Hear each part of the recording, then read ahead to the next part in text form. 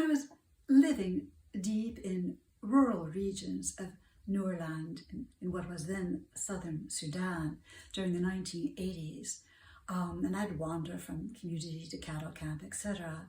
One of the first questions I got from people was, where you come from, do people marry with cattle or money? Now, this was never an easy question for me to answer, because when I explained that in the United States or America, we don't marry with either, then the conversation would spin off into a lot of more questions about, well, what happens on divorce? And, who owns the children, etc. So I actually began in the beginning to gauge my progress at learning Toknaar, Nuer language, by how well my answers seemed to satisfy my questioners in this regard.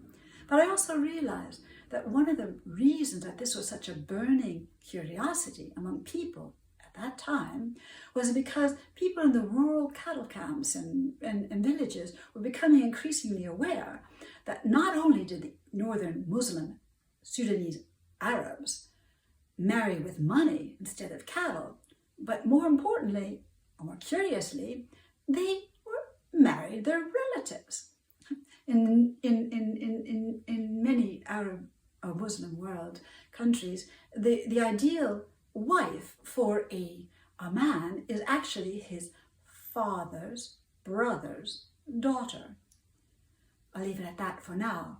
So the Nuer were extremely puzzled about how it's possible that God, because there's only one God, Kodakello, could permit the northern Muslim Sudanese Arabs to marry their relatives and their children don't die. It's okay. Whereas they assumed, of course, that among themselves, that if they started marrying their relatives, something terrible would happen. Children would die, or someone else would die. God. So the question is, well, how is it possible if there's one God that God allows the Muslims in North to marry the relatives, but not us?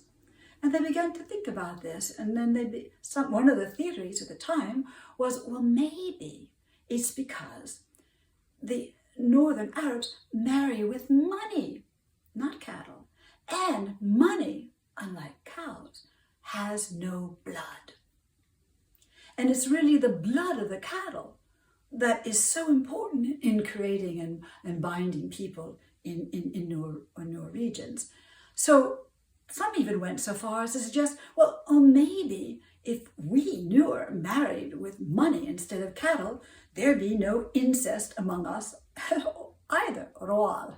Now, people use the term ruaal, incest, to sort of as a shortcut for like who you could marry and who you couldn't marry. So people would think this. But then I would counter them. I say, well, if there was no ruaal, which is kind of determines the limits of who's a relative, then maybe there'd be no mar or kinship either. And people would say, oh, no. We people we know are very social people. Of course, there'll always be mar or kinship. So that was really interesting to me.